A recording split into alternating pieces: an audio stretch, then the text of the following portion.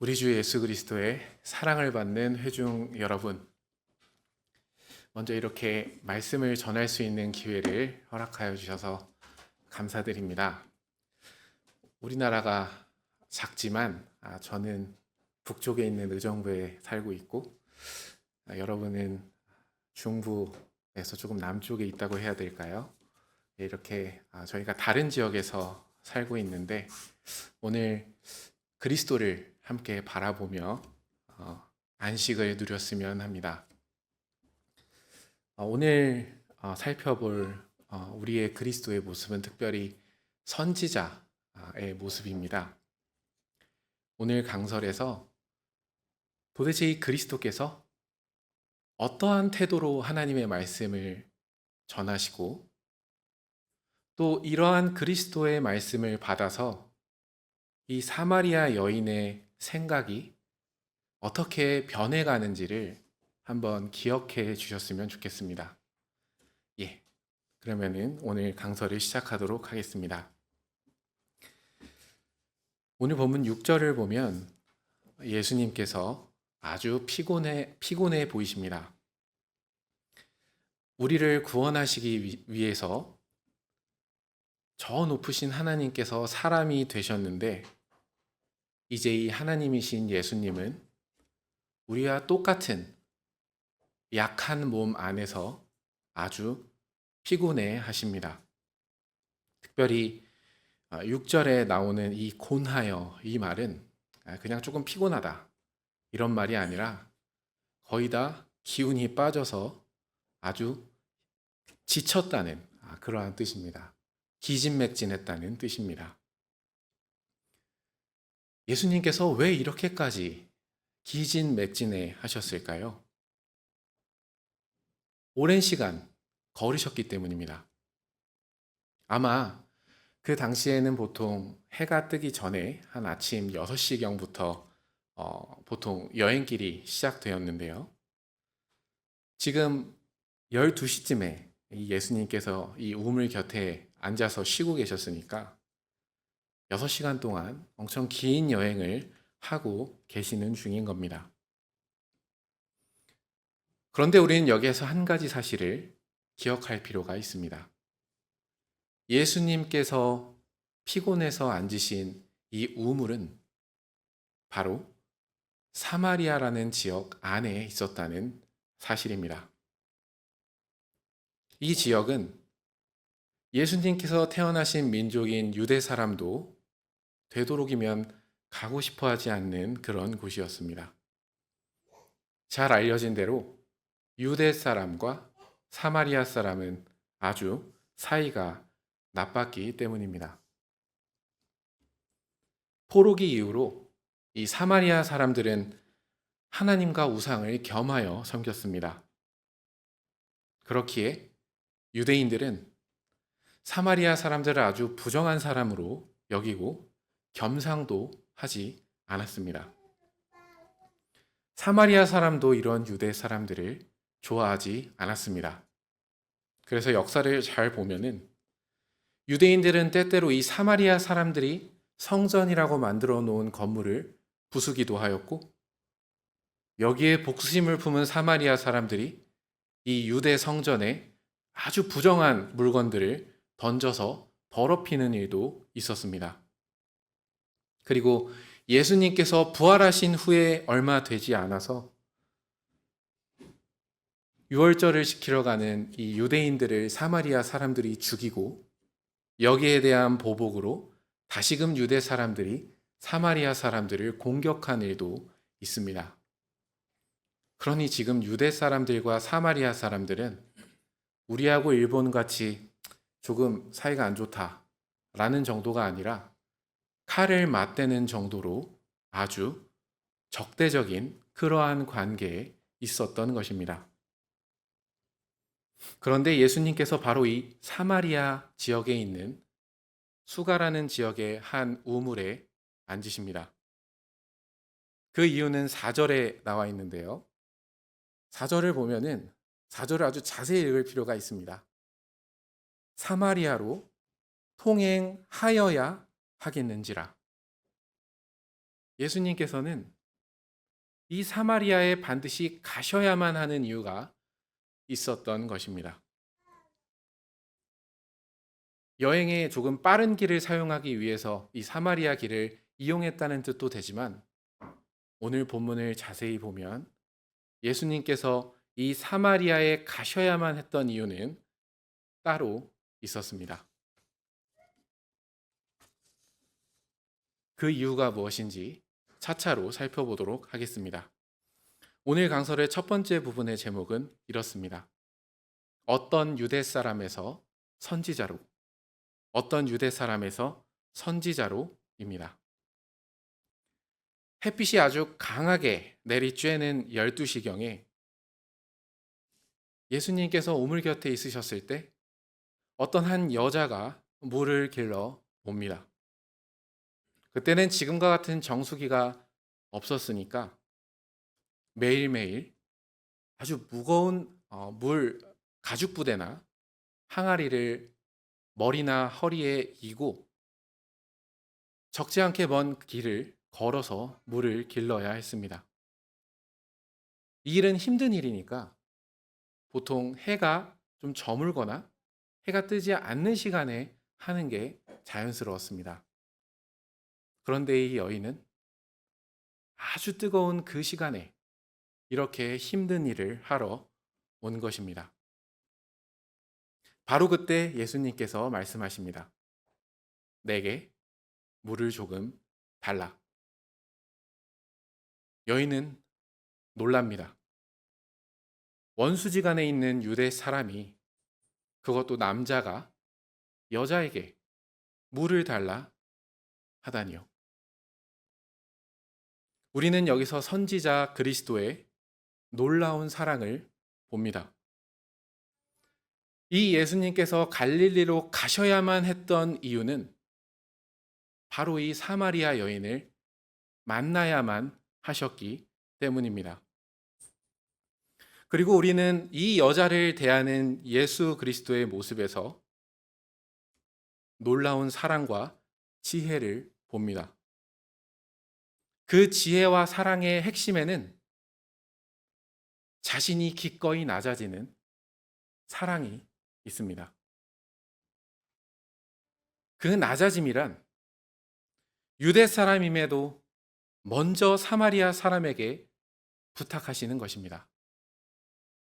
상종도 하지 않는 그 민족의 사람에게 예수님께서는 먼저 대화를 시작하십니다. 더군다나 이 가부장적이었던 이 시대 안에서 공공장소에서 한 남자가 여자에게 개인적으로 말을 거는 것은 굉장히 부적절하게 여겨졌습니다. 그리고 무엇보다 지금 물을 달라 하시는 일은 이 세상의 모든 물뿐만 아니라 모든 세계를 지으신 하나님이십니다. 참 하나님이시자 사람이신 이 예수님께서는 민족 간의 갈등, 남자와 여자의 관계에 대한 당시의 문화, 창조주와 피조물의 모든 한계를 넘어 낮아지십니다. 물을 달라 하시는 이 예수님의 말씀, 이 대화를 여는 이 말씀 안에 만나고자 하셔야만 했던 이 사마리아 여인을 위해 모든 것을 내려놓고 낮아지시는 그분의 사랑이 있습니다. 우리 주 예수 그리스도의 사랑을 받는 회중 여러분, 사실 하나님의 말씀이 선포되는 것 자체가 하나님의 낮아지심을 전제합니다. 이 선지자 예수 그리스도께서 자신의 신분이나 자신의 민족과 그 어떠한 것도 신경 쓰지 않고 이 여인에게 말씀하시느라 낮아지시듯이 오늘 주님의 말씀이 선포되는 모든 자리에는 하나님이신 그분이 우리에게 맞춰서 낮아지시는 사랑이 있습니다. 말씀이 전파되는 것 자체가 하나님이 낮아지셔서 우리를 사랑하신다는 증거입니다. 이제 이토록 파격적일 정도로 겸손해지신 예수님의 지혜로 여자는 예수님께 관심을 갖기 시작합니다. 여인은 말합니다. 9절입니다. 당신은 유대인으로서 어찌하여 사마리아 여자 나에게 물을 달라 하나이까? 아직 이 사마리아 여자는 앞에 있는 분이 누군지 모릅니다. 그저 모든 문화를 파격적으로 어기고서 자기에게 다가온 어떤 유대 남자일 뿐입니다. 그러나 궁금합니다. 이 사람은 유대인 남자임에도 왜 나에게 먼저 말을 걸면서 물을 달라 하는 걸까? 하지만 이 사마리아 여인의 궁금증에는 한 가지 개선되어야 할 사항이 있습니다. 사실 우리가 어떤 사람에 대해서 질문을 던질 때는 그 사람에 대한 나의 지식이 엄청나게 영향을 미칩니다. 이 여인은 지금 앞에 있는 이 남자가 누구인지 모르고 그냥 유대 남자 정도로만 알고 있기 때문에 이 여자의 이 지문에는 개선되어야 할 사항이 많은 것입니다. 그렇기에 선지자이신 예수 그리스도께서는 이 여자에게 한 발 더 다가가시기 위해서, 그리고 동시에 이 여자가 예수님께로 더 가까이 나오게 하시기 위해서 자기 자신에 대한 이야기를 시작하십니다. 10절입니다. 내가 만일 하나님의 선물과 또 내게 물을 좀 달라 하는 이가 누구인 줄 알았다면 내가 그에게 구하였을 것이요 그가 생수를 내게 주었으리라. 예수님은 지금 너에게 물을 달라고 하는 내가 누구인 줄 알았더라면 하고 말씀하십니다. 너가 진정으로 내가 누군지 알았더라면 물을 달라 하는 나에게 너는 물을 구했을 것이다 하며 말씀해 주시는 것입니다. 그런데 아주 흥미로운 사실이 하나 있습니다. 예수님께서 지금 자기를 소개하실 때 10절을 보면 내게 물 좀 달라 하는 이가 누구인 줄 알았다면, 이 말만 하셨으면 참 좋았을 텐데 그 앞에 내가 만일 하나님의 선물과 또 내게 물 좀 달라 하는 이가 누구인 줄 알았더라면 하고 말씀하십니다. 자기를 소개하시는데 하나님의 선물을 먼저 말씀하십니다. 이제 대화는 조금 더 진전됩니다. 예수님께서 주시고자 하시는 생수로 대화는 집중됩니다.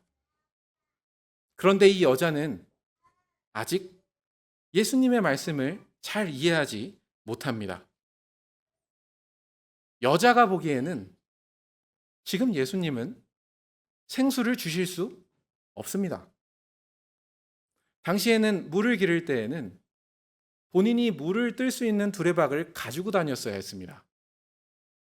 우리가 민속촌에 가면은 우물의 대부분은 이렇게 물을 기를 수 있는 바가지가 있는 상태로 있지 않습니까? 근데 당시에는 개인용 그런 그 물을 풀 수 있는 두레박을 다 소지하고 다녔어야 했습니다. 근데 예수님께서는 지금 아무것도 가지고 계시지 않습니다. 우린 대화에 문제가 생겼음을 알아차립니다. 예수님께서 주시는 하나님의 선물로서의 생수와 여자가 우물에서 떠먹는 생수는 다른 것입니다. 그런데 우리는 동시에 한 가지 사실도 더 깊이 알아갑니다. 어느새 이 여자는 예수님께서 먼저 낮아지셔서 시작하신 이 대화에 점점 더 몰입하고 있다는 것입니다. 예수님의 말을 얼른 이해하지 못하니까 예수님 손에는 지금 아무것도 없지 않습니까? 어떻게 물을 주실 수 있다는 말인가요? 하면서 예수님을 궁금해하며 예수님께로 더 가까이 나아가게 하시는 것입니다. 물에 대한 간극이 있습니다. 이제 예수님께서는 자신이 주고자 하시는 물이 무엇인지를 말씀하십니다. 14절입니다. 내가 주는 물을 먹는 자는 영원히 목마르지 아니하리니 나의 주는 물은 그 속에서 영생하도록 솟아나는 샘물이 되리라. 예수님께서 주시고자 하시는 물은 일반적인 물이 아닙니다. 아주 신기한 물이어서 우리가 그 물을 갖기만 한다면 계속해서 우리 속에서 솟아나는 샘물이 됩니다. 그리고 이 물은 지금 이 12시에 사람이 없는 중에 물을 들어온 이 사마리아 여인에게는 너무나도 매력적인 물이었습니다. 사실 이 여자에게 물을 들어오는 일은 너무나도 고되고 힘든 일이었기 때문입니다. 이 여자가 굳이 사람들이 더워서 물을 들어오지 않는 시간에 사람을 피해서 물을 들어온 이유는 사람들을 피해야 했기 때문입니다. 왜 피해야 했을까요? 사람들은 이 여자를 무시했기 때문입니다. 이 여자가 더럽다고 곁눈질을 하고 모욕했기 때문입니다. 그 이유는 이 여자가 5번이나 결혼한 다음에 지금은 결혼도 하지 않고 동거한 형태로 다른 남자와 살고 있는 것을 동네 사람들이 다 알고 있었기 때문입니다. 이 여인이 왜 이렇게 많이 이혼을 했을까요? 가부장적인 당시 문화에 따르면 지금처럼 남자든지 여자든지 자기가 원하면 결혼하고 자기가 싫으면 이혼할 수 있는 시대가 아니었습니다. 당시에 여자가 이혼을 했다는 것은 많은 경우 남자에게 버림을 받았다는 것을 의미합니다. 남자들이 이 여자를 못되게 대한 것일 수도 있습니다. 혹은 반복되는 이혼이 이 여자에게 어떠한 문제가 있었다는 것을 암시하기도 합니다. 구체적으로 우리가 왜 이렇게 많은 남자와 살아야 하는지는 사실 본문에서 그 이유를 정확하게 알 수는 없습니다. 그러나 한 가지는 분명하게 알 수 있습니다. 이 여자에게는 단 한 번도 만족스러운 사랑이 있었던 적이 없었습니다. 이 여자는 결혼 관계에서든지 남자와의 관계에서든지 단 한 번도 만족한 적이 없다는 것입니다. 이 여자는 채워지지 않는 갈증이 그 삶에 있었던 사람입니다. 그런데 지금 예수님께서 한 번만 받으면 계속해서 솟아나는 생수가 있는 물을 주시겠다 합니다. 이 물만 받으면 여자는 더 이상 사람들의 곁눈질과 모욕적인 몸짓을 받으며 물을 들어오지 않아도 됩니다. 이 물만 받으면 집에서 지금 우리가 정수기에서 물을 먹듯이 굳이 이렇게 사회적인 공간으로 나올 필요가 없는 것입니다. 그래서 여자는 예수님께 이렇게 말씀드립니다. 15절입니다.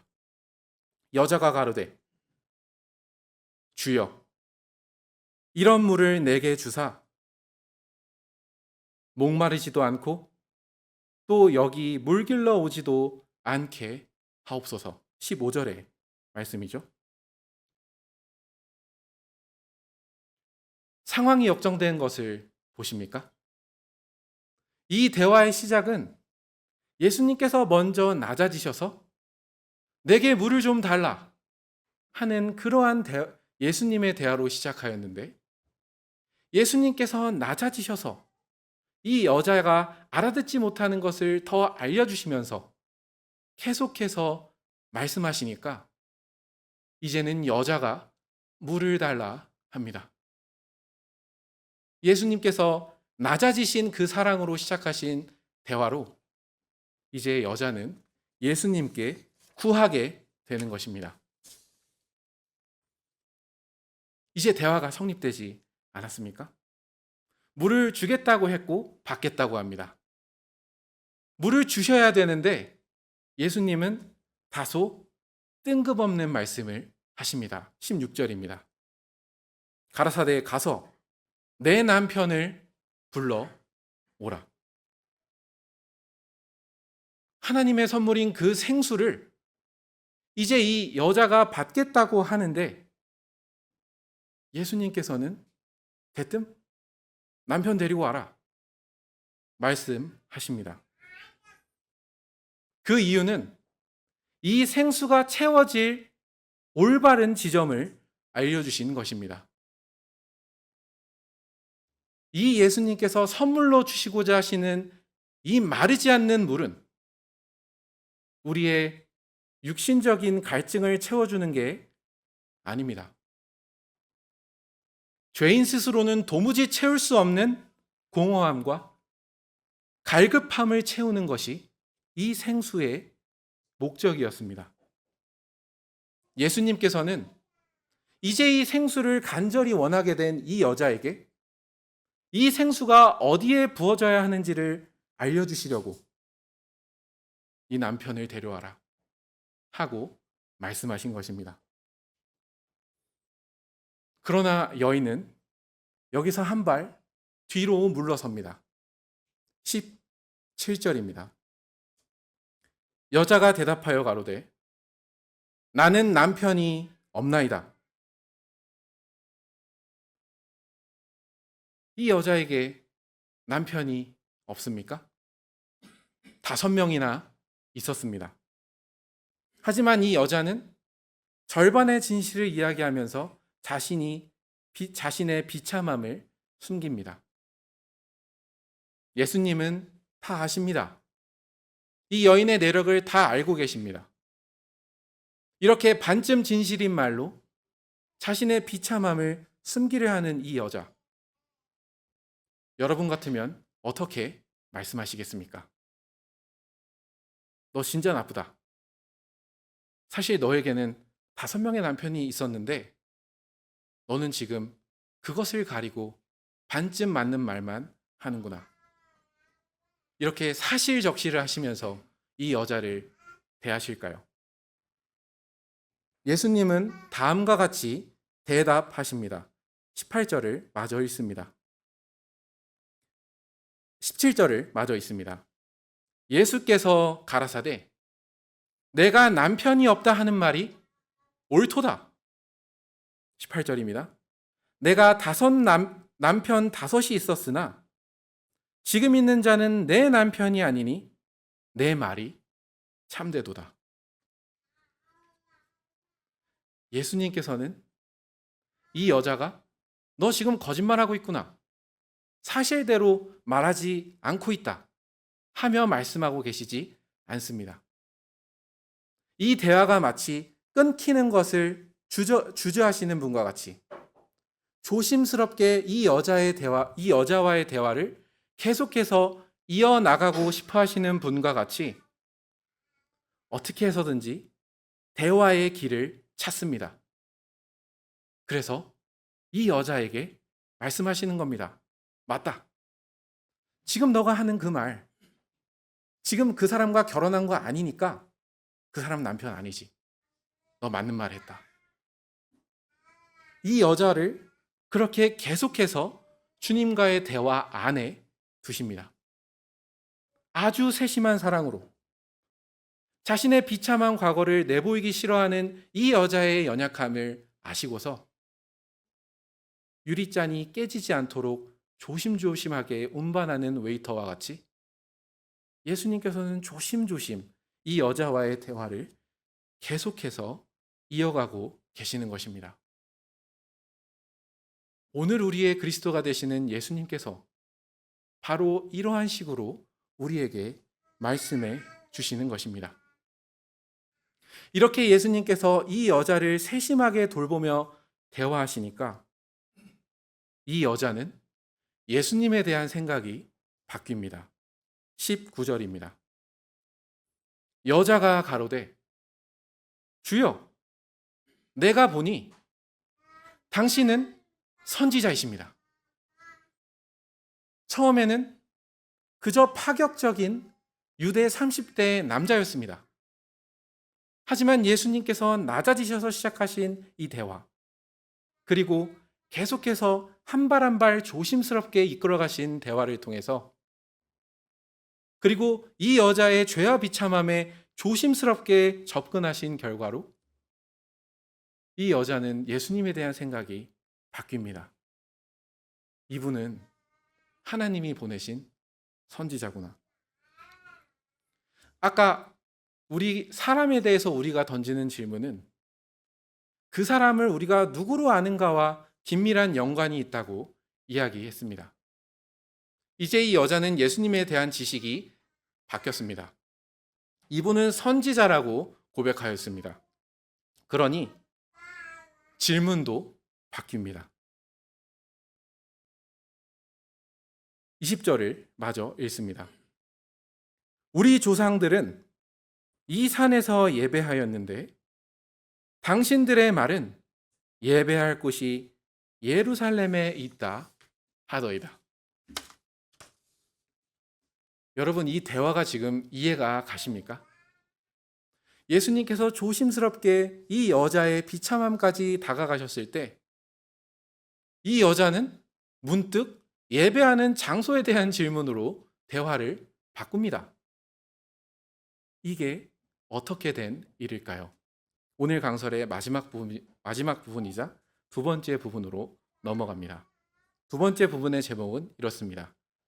선지자에서 그리스도로. 선지자에서 그리스도로입니다.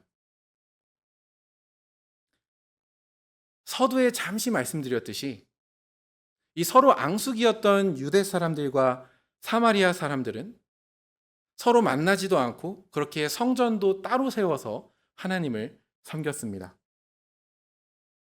이러한 현실 가운데서 이 여자의 마음, 그 당시 남자들의 폭력에 의해 버림을 받았거나 아니면 정말 자신에게 문제가 있었을 수도 있는 이 여자의 깊은 마음 속에는 한 가지 깊은 소원이 있었던 것입니다. 이 여자의 마음 한가운데에는 하나님께 예배드리고 싶은 심정이 있었던 것입니다. 그렇게 조심스럽게 자신에게 다가온 이 선지자께 자신의 죄와 비참함을 모두 알고서도 지금 자신을 떠나지 않고 여전히 대화하고 있는 이 선지자께 자신이 씨름하고 있었던 문제를 내어놓는 것입니다. 인생이 아무리 비참한 처지에 있더라도 우리의 그리스도께서는 하나님께 예배드리고자 하시는 자를 반드시 찾으시고 건져내시는 분이십니다. 선지자 예수님께서는 이제 이 여인의 진정한 갈망이었던 그 소원, 나 하나님께 예배드리고 싶은데 어디서 예배드리는 게 맞습니까? 하고 장소를 묻는 여인에게 다음과 같이 답변하십니다. 21절입니다. 예수께서 가라사대 여자여 내 말을 믿으라. 이 산에서도 말고 예루살렘에서도 말고 너희가 아버지께 예배할 때가 이르리라. 장소를 물었는데 예수님께서는 장소와 관련 없이 지금 예배할 때가 온다고 이야기하고 있습니다. 특별히 21절에서 우리에게 와닿는 말은 바로 너희가입니다. 너희가 아버지께 예배할 때가 이르리라. 이 너희에는 우상과 하나님을 섬기는 사마리아 사람들이 있고 그 안에는 지금 예수님 앞에 서서 5번이나 이혼하고 지금은 결혼도 하지 않고 남자와 동거하고 있는 이 여자도 이 너희에 포함됩니다. 그러나 예수님께서 말씀하십니다. 내 말을 믿어라. 너희가, 바로 너, 사마리아 안에서도 멸시받는 너가 예배할 때가 온다. 지금 말씀해주고 계시는 것입니다. 그렇다면 이제 예배에 대한 질문으로 더 깊숙이 들어갑니다. 22절입니다. 너희는 알지 못하는 것을 예배하고 우리는 아는 것을 예배하노니 이는 구원이 유대인에게서 남이니라. 일단 이 선지자 예수님께서는 예배가 무엇인지를 알려주십니다. 사실 이 당시 사마리아 사람들은 성경 전체를 믿지 않았습니다. 물론 당시에는 신약 성경이 기록되지 않았을 때였을 테니까요.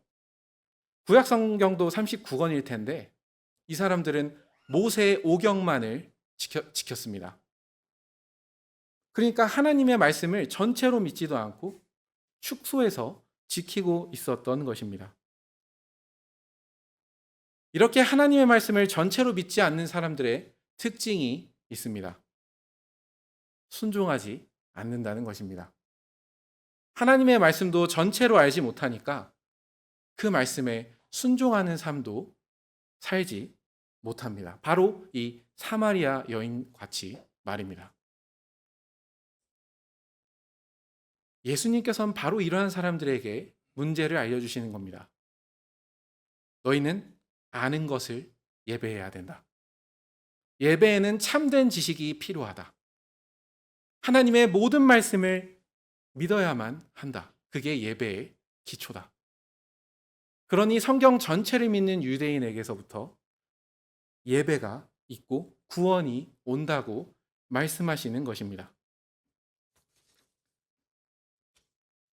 그러나 우리의 소망은 바로 그렇게 성경 전체를 믿지도 않고 그렇기 때문에 자신의 삶에서 순종하지도 않는 이 사마리아 여인에게 예수님께서 찾아오셨다는 게 소망입니다. 그리고 이 예수님께서 이제 신약의 예배가 어떻게 드려져야 하는 것인지를 알려주십니다. 23절입니다. 아버지께 참으로 예배하는 자들은 신령과 진정으로 예배할 때가 오나니 곧 이때라. 아버지께서는 이렇게 자기에게 예배하는 자들을 찾으시느니라. 24절입니다. 하나님은 영이시니 예배하는 자가 신령과 진정으로 예배할지니라. 아까 사마리아 여인은 예배의 공간에 대해서 여쭈었습니다. 그런데 지금 우리 예수님께서는 예배의 문제는 공간의 문제가 아니다. 성신 하나님과 예수님 안에서 드리는 것이 진정한 예배다 하고 말씀해주고 계시는 것입니다. 여기 신령과 진정이라는 게 곧 성신과 진리라는 말인데요. 우리는 여기서 이 두 단어에 집중할 필요가 있습니다. 바로 우리가 성신과 진리 안에서 예배를 드릴 수 있게 되기 때문입니다. 이 성신이 바로 아까 하나님께서 주시겠다고 하신 하나님의 선물입니다. 마르지 않는 샘물, 계속해서 솟아나게 해주시겠다라는 선물의 실체, 그 생수는 성신 하나님이십니다. 그러면 이 성신 하나님께서 우리를 어디로 인도하시는 걸까요? 예수님께로 인도하는 것입니다. 그런데 이 예수님이 지금 어떤 분이십니까? 하나님이신 그분이 우리를 위해 사람이 되실 뿐 아니라 사마리아 사람들조차도 상종하기 싫어했던 그 여인에게 먼저 찾아가셔서 자기를 낮추시고 이 여인과의 대화를 세심하게 이끌어 가시면서 자신에 대해 알려주시는 바로 그분입니다. 성신 하나님께서 진리로 인도하신다는 것은 바로 이렇듯 우리를 세심하게 사랑하시며 찾아오시는 예수 그리스도께로 인도하신다는 뜻입니다. 우리가 바로 이러한 분을 만날 때 마르지 않는 생수와 같이 끊임없는 생명력을 분출하며 살아갈 수 있는 것입니다. 특별히 맥락 안에서 이 진정이라는 말을 한 번 더 생각합니다. 진정이라는 말은 진리라는 말입니다. 조금 더 쉽게 말씀드리면 진짜라는 말입니다. 근데 이 맥락에서 진짜가 무엇입니까? 사마리아 여인은 예배의 장소에 대해서 여쭈었습니다.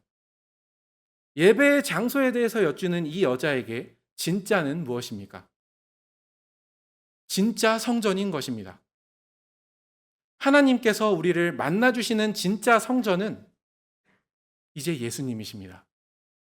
아버지께서 자신의 사랑을 드러내시는 그곳은 건물이 아니라 이토록 우리를 사랑해 주셔서 먼저 찾아오시는 예수님입니다. 하나님 아버지께서는 다른 방법으로, 알 수 없는 방법으로, 우리와 상관없는 방식으로, 알기 어려운 방식으로 우리에게 다가오시는 분이 아니라 이토록 겸손한 사랑을 가지신 채로 먼저 우리에게 다가오시는 이 예수님 안에서 우리를 만나주시는 것입니다. 아버지께서 보내신 자 외에는 아버지를 볼 수 있는 사람이 없습니다. 이제 아버지께서는 참된 성전이신 이 예수님, 우리를 그토록 사랑하셔서 어디까지 낮아지시는가에 대해서 제한을 두지 않으시는 그분 안에서 우리를 만나주시는 것입니다. 성신님은 바로 이러한 그리스도를 우리에게 보여주시고 우리는 그 그리스도 안에서 하나님께 예배드리는 것입니다.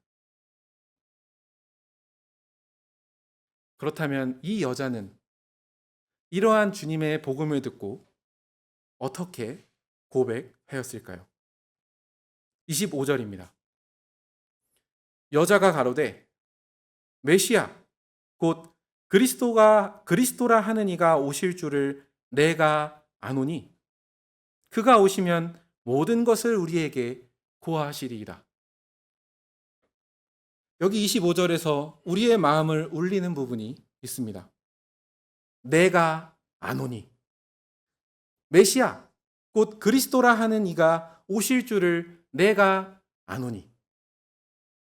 비참한 가운데 살고 있는 이 여자였지만 이 여자의 마음에는 진정 자신을 구원해 주고자 하시는 분이 오실 것임을 분명하게 고백하는 믿음이 있었습니다.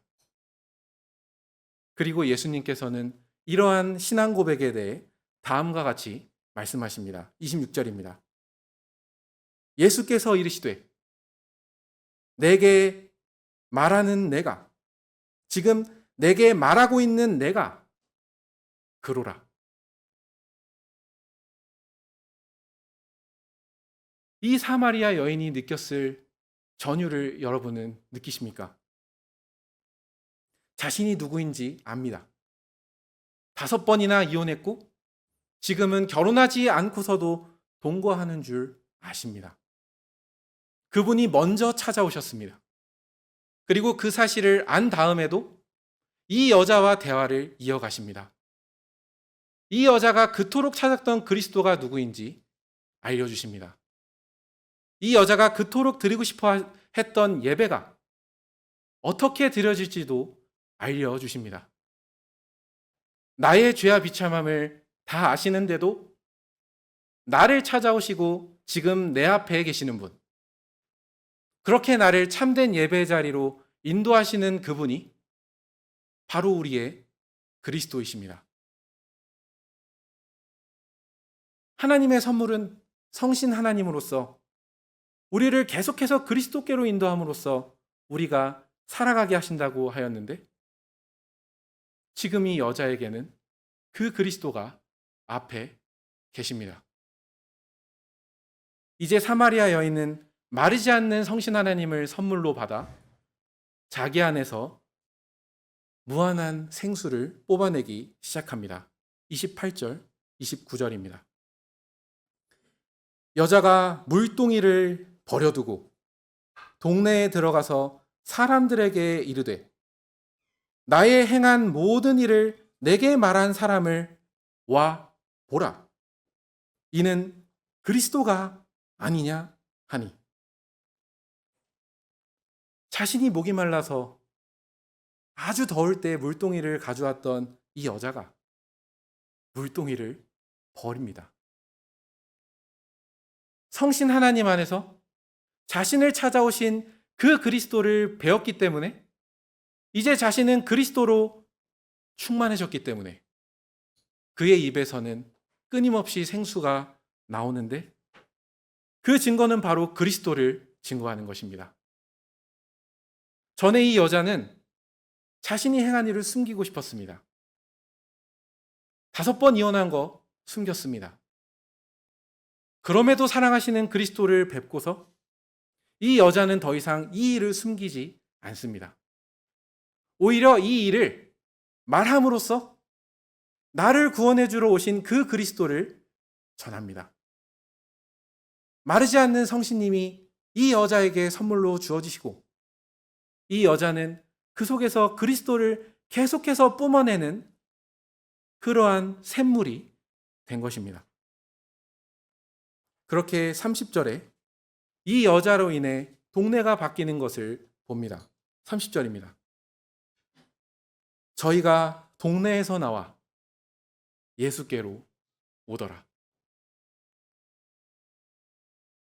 오늘 본문은 사람이 되신 선지자 그리스도께서 사마리아를 꼭 지나가셔야만 하는 이유가 있었다 하는 본문으로 시작합니다.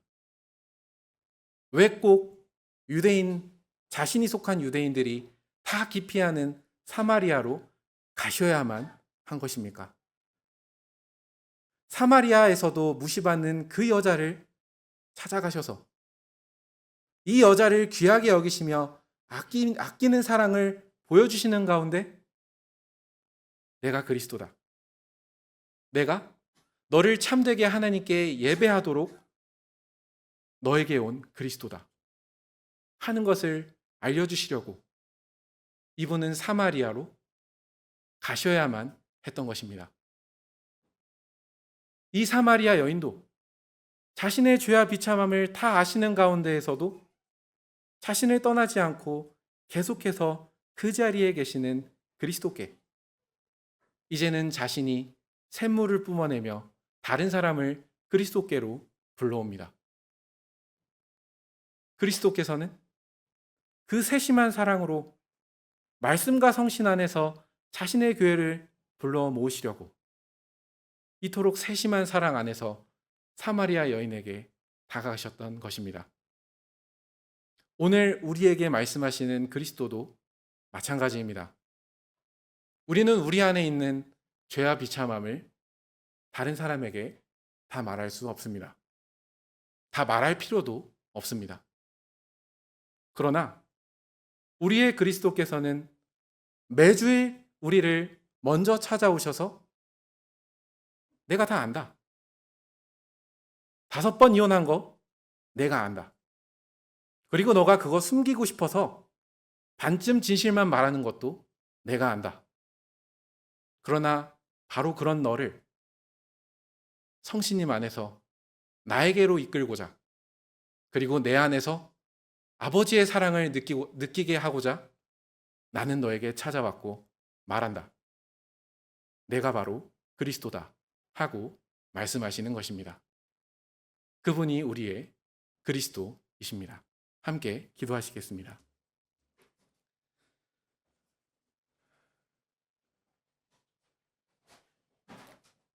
본래 하나님과 동등이시지만 하나님과 동등됨을 당연한 것으로 여기지 아니하시고 저희를 위해 낮아지신 그리스도 예수님께 오늘도 경배와 찬송을 올려드립니다. 저희는 이 세상 가운데에서 다른 사람에 의해서든 혹은 저희의 부족에 의해서든 말할 수 없는 죄와 비참한 가운데 허덕이는 사람들입니다.